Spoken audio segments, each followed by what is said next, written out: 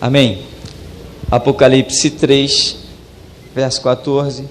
Ao anjo da igreja que está em Laodiceia escreve: estas coisas diz o Amém, a testemunha fiel e verdadeira, o princípio da criação de Deus. Conheço as tuas obras, que nem és frio nem quente. Quem dera fosses frio ou quente. Assim, porque és morno, nem és frio nem quente, estou a ponto de vomitar-te da minha boca. Pois dizes: estou rico e abastado, não preciso de coisa alguma. Nem sabes que és um infeliz, sim, miserável, pobre, cego, nu. Aconselho-te que de mim compres ouro refinado pelo fogo para te enriqueceres, vestiduras brancas para te vestires, a fim de que não seja manifesta a vergonha da tua nudez, e colírio para ungires os olhos, a fim de que vejas. Eu repreendo e disciplino a quantos amo. Sê, pois, zeloso e arrepende-te. Eis que estou à porta e bato. Se alguém ouvir a minha voz e abrir a porta, entrarei em sua casa, cearei com ele e ele comigo. Ao vencedor dar-lhe-ei sentar-se comigo no meu trono, assim como também eu venci, me assentei com meu Pai no seu trono. Quem tem ouvidos, ouça o que o Espírito diz às igrejas. Amém. Carta, uma das 7 cartas que João, na visão do arrebatamento da ilha de Patmos, traz. E esta carta foi endereçada realmente a uma igreja histórica, específica, uma igreja existente realmente em Laodiceia. Porém, esta carta ela tem o seu teor profético e ela abrange todos. Por exemplo, profecias a respeito da nação de Israel não ficaram mortas com ele. Israel se tornou símbolo da igreja. Então nós vemos que as profecias elas recebem uma nova vida e vão atravessar as fronteiras do Antigo para o Novo Testamento. Vários fatos acontecem assim, e estas cartas que foram endereçadas a essas igrejas especificamente, porém não ficaram mortas na visão ou no tempo destas igrejas. Não é à toa que são 7 cartas.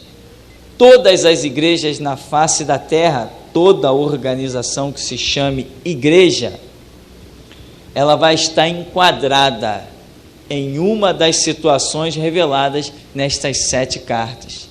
Nestas 7 igrejas aqui especificadas, nós vemos que tem 2 que não recebem repreensão.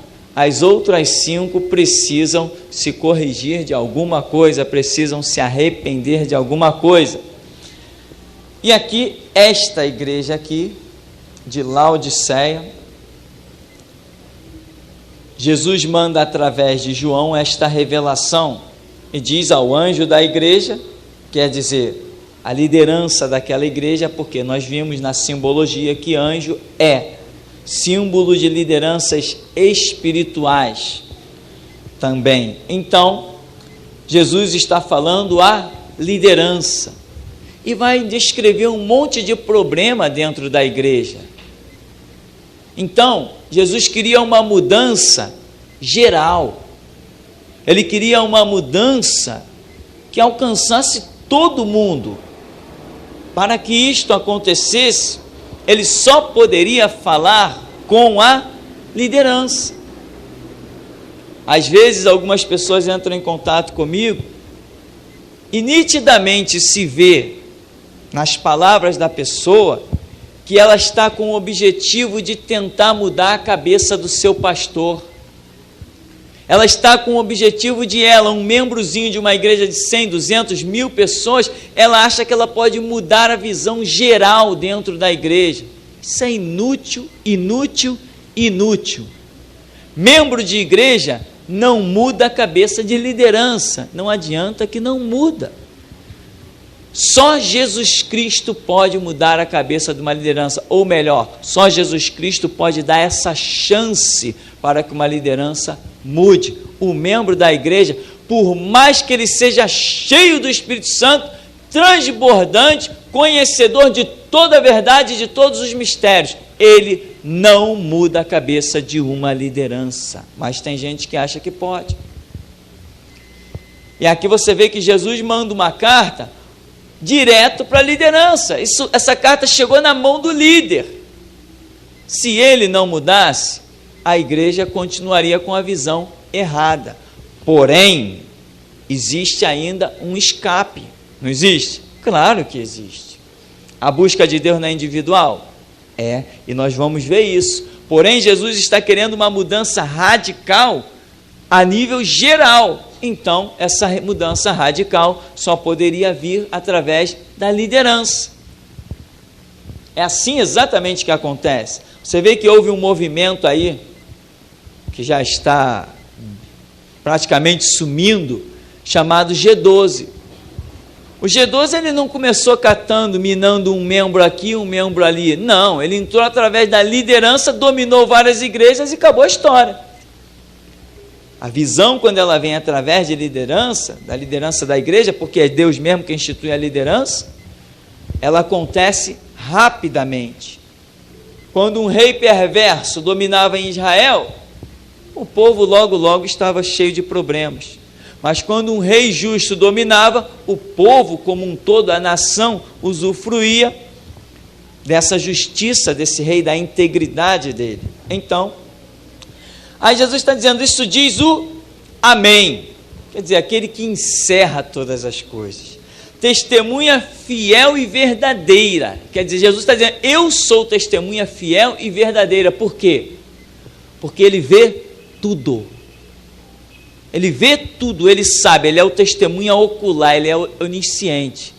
Tudo que a gente faz, seja em cima dos telhados ou debaixo da cama, ele está vendo tudo. Nada escapa, ele é fiel testemunha. E quando chegar naquele grande dia do tribunal, vamos assim imaginar, em que, se Jesus se apresenta como uma testemunha para nos justificar, estamos bem. Mas se ele se apresentar como uma testemunha para nos condenar, acabou, encerrou a história. A palavra dele é fiel, é credibilizada. O que ele diz, está dito. E ele falou, aquele que me negar diante dos homens, eu o negarei diante do meu Pai que está no céu e diante dos seus santos anjos. Mas aquele que me confessar diante dos homens, eu o confessarei diante do meu Pai que está no céu e diante dos seus santos anjos. Ele é fiel testemunho. O que ele fala está dito. Ele é o Amém, ele não é o princípio e o fim. O que ele resolver está resolvido. Seguindo o texto, ele diz para esta igreja, né? Para esta liderança, para esta igreja, eu conheço as tuas obras. Tu não és frio, nem é quente. Quem dera, ou seja, eu preferia que você ou fosse frio ou quente. Mas porque és morno, nem frio, nem quente, estou a ponto de vomitar-te da minha boca. Pois dizes, estou rico e abastado, não preciso de coisa alguma, e não sabes que tu és infeliz, miserável, pobre, cego e nu. Quer dizer, por que essa igreja, esta liderança, transformou a igreja em algo morno? E Jesus está demonstrando essa palavra horrenda a respeito desta mornidão. No texto a seguir, qual é a visão da igreja? Qual é a visão da liderança? Eu sou rico. Eu não tenho falta de nada. Eu não preciso conquistar nada. Eu já estou bem, eu estou estabelecido. Aí Jesus diz assim, está morno. Perdeu o fervor. Uma igreja naquele tempo, com o evangelho mal começando, e já tinha gente acomodada. O mundo ainda para conquistar com a pregação do evangelho, e já tem igreja dizendo, eu sou rico, eu estou abastecido, eu não tenho falta de nada, eu estou bem. Ele está morno. Por que ele está morno? Porque conheceu a palavra e retrocedeu na visão que deveria seguir adiante. É o chamado prevaricar, não levar o plano de Deus adiante. Ele está morno.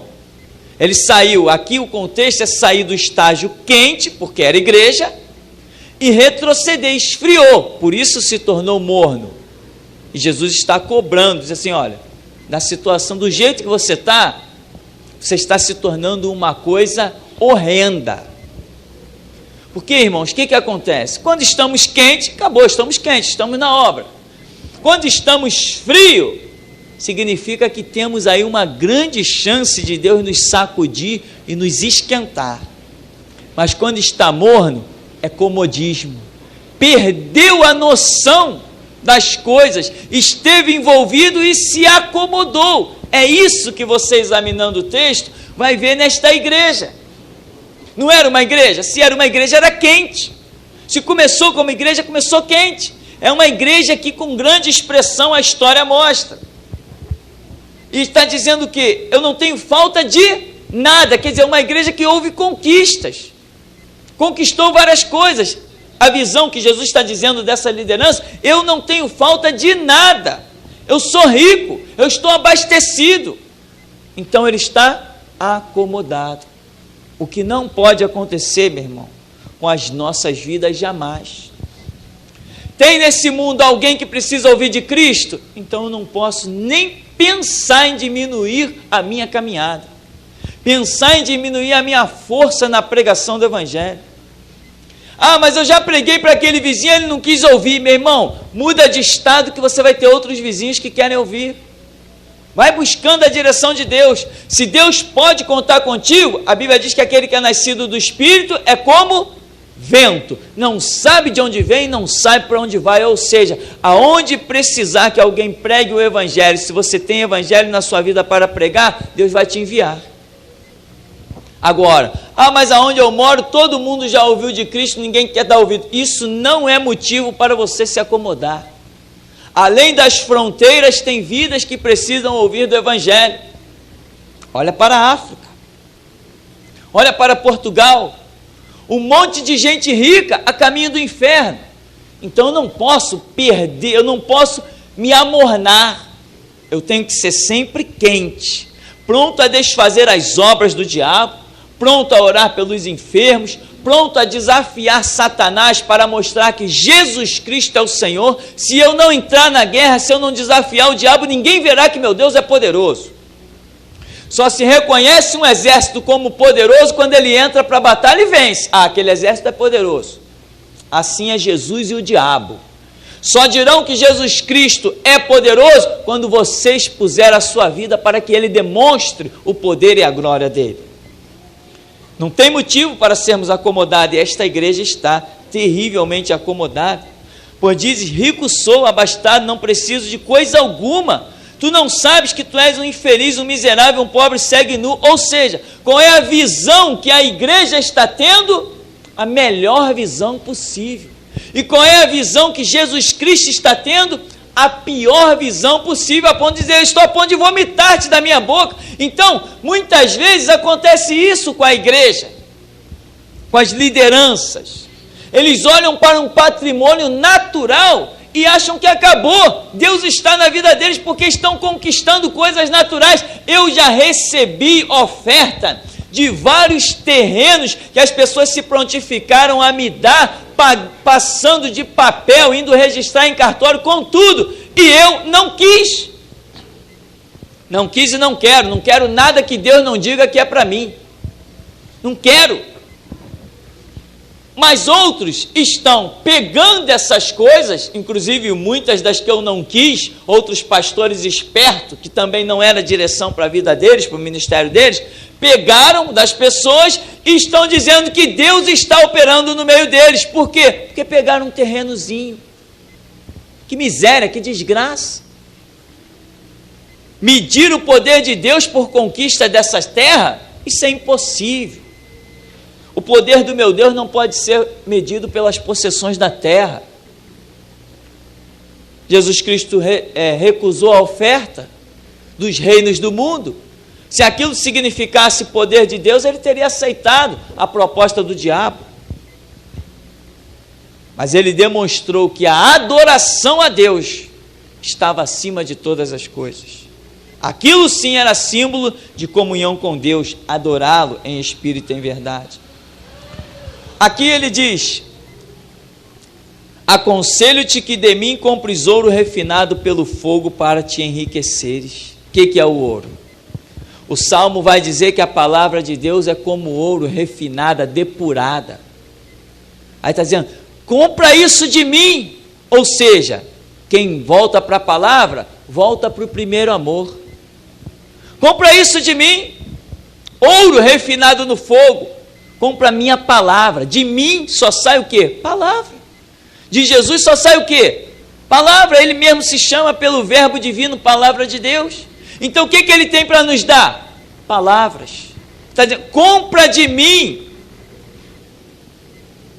E ele ainda vai dizer, vestiduras brancas. O que são as vestiduras brancas?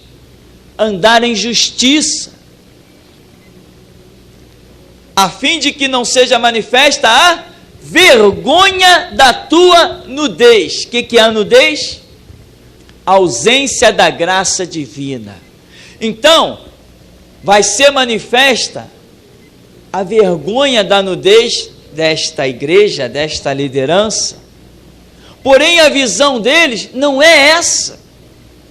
Irmão, como é que está a sua visão?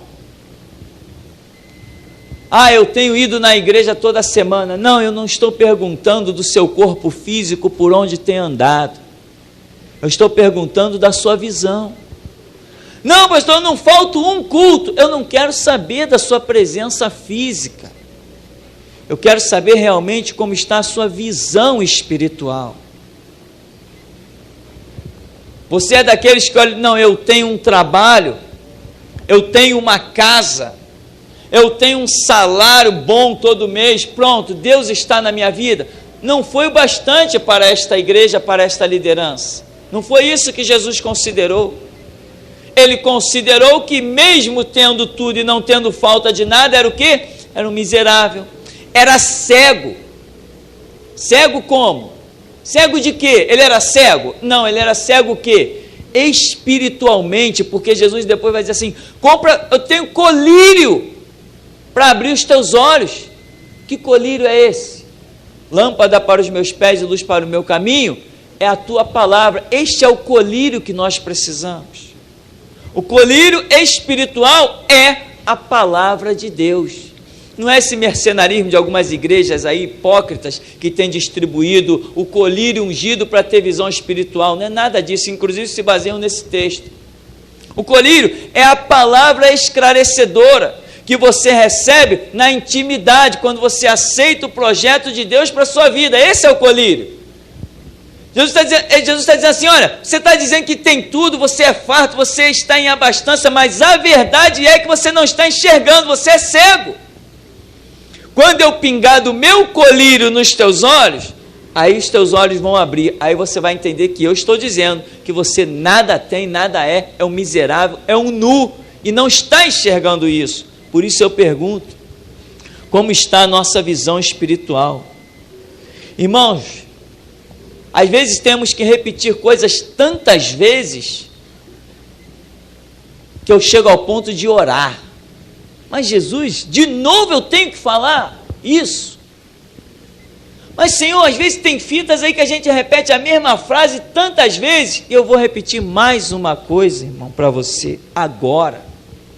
Não ouses pensar que pelo fato de você ter o seu emprego, o seu negócio, o seu salário garantido, a sua casa, a sua família numa aparente paz, não ouses pensar que simplesmente por isso Deus está na sua vida, porque tem gente vivendo muito melhor do que você e nem por isso Deus está na vida deles. Às vezes Deus está muito mais na vida de quem está vivendo em tormento. Quer uma prova? Olha para Jó. Quer outra prova? Olha para José. Quer outra prova? Olha para Daniel. E Deus estava na vida desses homens de uma maneira sobrenatural. Então, meu irmão, eu pergunto, como está a sua vida? Pastor, eu estou na igreja. E daí? Isso não justifica. Como está a sua visão? Quem sabe se nessa noite, no espiritual, Deus realmente não pingue um colírio no nosso espírito, para nós enxergarmos o que verdadeiramente é e o que não é. Depois no verso 20, Jesus vai dizer assim: olha, eu estou à porta e bato. Dá para abrir essa porta aí? Onde é que Jesus estava nessa igreja? Do lado de fora, batendo. E a igreja está dizendo o quê? Eu sou rico, eu não tenho falta de nada, eu estou abastecido. E onde está Jesus? Tem gente aí dentro que possa abrir essa porta para mim? Olha o verso 20: eis que eu estou à porta e bato, se alguém ouvir a minha voz. Será que tem alguém aí querendo me ouvir? E abrir a porta, eu entrarei em sua casa e cearei com ele e ele comigo. Outro detalhe: essa liderança se arrependeu? Não sabemos, a história termina aqui. Essa igreja voltou a ser aquilo que Deus queria nas mãos de Deus? Eu não sei, a história termina aqui. Fica a advertência que vai servir para todas as gerações. Mas no verso 19 diz assim: eu repreendo e disciplino a todos quantos amo. Sê, pois, zeloso e arrepende-te. Antes de Deus condenar, meu irmão, Ele sempre traz uma palavra. Já houve pessoas que chegaram neste lugar, que eu vi palavras serem entregues da seguinte maneira: olha, você já era para ter baixado a sepultura, mas Deus te livrou para hoje você chegar aqui. Deus marcou esse dia contigo para te dizer assim, assim, assim: arrepende-te. Daqui para frente não tem mais livramento. É assim que acontece.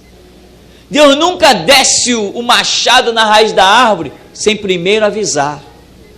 Deus levantou João Batista avisou e disse: agora está posto o machado na raiz da árvore, porque eu já falei. Eu sou a voz do que clama no deserto, eu sou o prenúncio do profeta Isaías. Agora o machado está posto na raiz da árvore. O aviso foi dado. Se corrigiram? Não. Vem Jesus e arrancou a figueira, amaldiçoou a figueira, que representava a nação de Israel, que ouviu a pregação de João Batista. Detalhe: esta igreja aqui não continua a história dela, não sabemos se arrependeu ou se não se arrependeu. E pelo jeito, essa liderança não se arrependeu. Por quê? Conhecendo um pouco do ser humano, quando o ser humano coloca o seu ninho no alto, na sua visão miserável, de cego e de nu, quando acha que ele tem os seus recursos e que nada mais ele precisa, ele começa a ficar cego, achando que Deus está na sua vida por causa dos bens materiais. Meu irmão, dificilmente o cidadão se arrepende. As riquezas realmente cegam. Jesus falou: não podeis servir a Deus e as riquezas. E você vê que esse homem aqui, essa liderança, essa igreja, ela está servindo as riquezas. Jesus está enfatizando o pensamento deles: eu não tenho falta de nada. E descreve aqui coisas materiais. Ah, vocês têm ouro? Não, vocês têm que comprar ouro de mim. Vocês têm vestes bonitas? Não, vocês têm que comprar vestes de mim. Entende? Então essa igreja aqui, se arrependeu, foi um verdadeiro milagre, porque normalmente as lideranças, quando conquistam muitas coisas, dificilmente se arrependem. Mas Jesus deixa uma palavra poderosa, em que ele diz assim: eu estou à porta e bato. Está à porta de quem? Da igreja, como um todo, mas ele bate. Mas ele leva a questão para o individual. Ele diz: se alguém. Ele não diz se todos ouvirem a minha voz e abrir a porta. Ele diz se alguém. Ele começa a querer agora, já que não está podendo tratar no coletivo, ele parte para o individual. Se alguém individualmente ouvir a minha voz e abrir a porta, eu entrarei em sua. Já que eu não posso entrar na igreja, eu vou entrar na tua casa e vou te conquistar. Deixa a liderança cair, tu não cai, eu tenho uma obra contigo. Tu serás um líder. Eu estou tratando contigo pessoalmente. Se alguém ouvir a minha voz, se eu conseguir tirar desse sepulcro aí que está sendo essa igreja, pelo menos uma alma, eu vou me revelar onde? Eu não posso me revelar na igreja, mas eu posso revelar na intimidade do teu quarto. Este é um Deus tremendo. Este é um Deus apaixonante. Por isso, não há desculpa. Não, mas o meu pastor não tem essa visão. Deixa ele cego, nu, desgraçado, ser vomitado. Vai para a intimidade do teu quarto e você vai ver que Jesus tem uma visão para te dar. Não, mas eu estou tentando mudar a cabeça do meu pastor. Está perdendo tempo. Cabeça de liderança não é mudada por membro. O menor não pode mudar a cabeça do maior. Historicamente, espiritualmente, isso está escrito. E liderança é maior que o membro. Alguém tem dúvida disso? Miriam e Moisés, Mical e Davi, não precisa citar. Então, irmão, ele ainda vai continuar dizendo: ao vencedor dar-lhe-ei sentar-se comigo no meu trono. Vencedor da onde? Nessa igreja morta? Mas ele está mostrando que ele trata individualmente. Então, se você ouvir a minha voz, se você abrir a porta, eu vou entrar em sua casa, você vai ser um vencedor e você vai se assentar comigo no meu trono, como eu venci e me sentei com meu Pai no seu trono. Quem tem ouvidos para ouvir, ouça o que o Espírito diz às igrejas. Mas ele não está escrevendo para uma igreja só? Mas a palavra é profética. E igreja, a parte de ser uma organização, ela é cada um individualmente. A igreja na Bíblia, ela tem esses dois sentidos. Quando Jesus diz, eu edificarei a minha igreja, ele está falando que ia edificar uma organização, um organismo vivo sobre a terra, e ao mesmo tempo, ele, pela declaração de Pedro, ele está dizendo também que trataria como igreja cada um individualmente. Essas duas concepções existem quanto à questão da fundação da igreja. E aqui Jesus está dizendo, quem tem ouvidos, ouça o que o Espírito diz às igrejas. Quem aí é a igreja? Todos nós somos, individualmente. Então, meu irmão, tem ouvidos para ouvir? Às vezes as pessoas só têm ouvidos para ouvir essas coisas aqui que essa outra igreja tinha. A riqueza da terra, os bens da terra, estou abastado, não preciso de coisa alguma e nem de Deus. Porque onde é que ele estava? A porta, lá fora, batendo. Então, meu irmão, mais uma pergunta. Jesus Cristo está na sua vida? Não está na porta batendo? Ele realmente está na sua vida? Ele já entrou em sua casa? Tem ceado contigo e você com ele? O que é esse estar na casa e cear? É ter comunhão. Quem tem comunhão, ouve Deus. Quem tem comunhão, recebe a direção de Deus. Você está num labirinto, está perdido, não sabe o que fazer, está faltando a direção para a sua vida, então Deus ainda não está na sua vida, pelo menos como deveria estar. Tem pessoas que já vieram neste lugar, microempresários, depois de perder tudo, uma mulher, perdeu tudo, irmão, chegou aqui e achava que simplesmente a gente ia orar para Deus devolver tudo. Pensa que isso aqui é macumba, né? Vamos fazer um trabalho para você conquistar tudo de novo. Ao contrário, diz assim, minha irmã, esquece o que você tinha, aguenta a prova. E a pessoa cheia de orgulho e vaidade, eu cá comigo, essa prova ainda vai longe. Quando viu que nós não apoiávamos a visão mercenária, fez as malas e foi embora. Sinceramente, já foi tarde, meu irmão, porque a nossa visão é que uma ovelha negra põe um rebanho para ser manchado, e nós precisamos zelar pelo rebanho de Jesus Cristo, que não é nosso, é dele, e ele vai pedir contas a qualquer momento, nós sabemos disso. Então, Qual a sua visão? Riquezas? É isso que vai dizer que Deus está na sua vida? Para esta igreja, não, as riquezas não significavam para Jesus que ele estava naquele lugar, mas ele estava à porta. E que você guarde com muito carinho o verso 20: eis que estou à porta da igreja, estou batendo, mas se alguém individualmente ouvir a minha voz e abrir a porta, eu entrarei aonde? Na casa. Já que eu não posso entrar na igreja, eu vou entrar na casa, eu vou entrar em você e cearei contigo. Então, irmão, a grande pergunta repetida: você está na igreja como uma questão física? Imagina os membros desta igreja. Vamos tentar imaginar os membros desta igreja. Quando encontravam pela rua alguém: "Ô, irmão, você é membro de onde?" "Eu sou membro de Laodiceia." Quem é Laodiceia? Laodiceia tem tudo. Laodiceia tem rádio, tem televisão, Laodiceia tem gráfica. Laodiceia é a igreja da hora, é a igreja da moda e do momento, não é isso? Tenho tudo, eu não tenho falta de nada. Laodiceia é poder de Deus puro. Olha as conquistas de Laodiceia.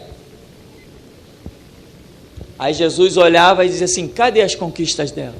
Eu não estou... Entende? Então a nossa pergunta é: qual a visão que você tem andado? O estar na igreja não é o bastante, não é o bastante, mas o estar com a visão correta, este é o bastante. Às vezes nós começamos a caminhar, e eu me preocupo muito com isso. Esta é a minha constante oração: Deus, não me deixe enveredar por caminhos parecidos. Às vezes as coisas parecem. Tem crente por aí, meu irmão, como eu vou repetir isso, eu não sei por que eu tenho sempre que repetir isso. Tem crente que tem tudo aparentemente. Depois de tudo que a pessoa tem, carro, casa, emprego, tudo, filhos estudando na faculdade, ele se acha o crente mais abençoado.